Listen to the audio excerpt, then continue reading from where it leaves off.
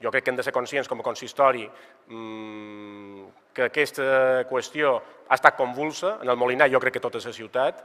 És una qüestió que ha generat molta controvèrsia i jo crec que, evidentment, és important que com a consistori diguem a la junta directiva que abans de començar a tramitar cerqui el màxim consens en la gent que s'hi ha oposat, abans de començar, perquè ara jo crec que és important que se deixi clar en aquesta junta directiva del Club Marítim que no pot obrar al marge de lo que pensen els ciutadans del Molinar, veïnats del barri, les plataformes, les entitats. Es porta de consensuar en l'Ajuntament la modificació del pla especial i jo crec que és important que com a Ajuntament, si el club no s'aplega a lo que tots volem, que és mantenir el port adaptat a la idiosincràsia i la tipologia urbanística del barri, com a Ajuntament hem d'estar disposats a actuar en tota la contundència i totes les conseqüències. Aquesta declaració va en aquest sentit i nosaltres estem satisfets. Gràcies.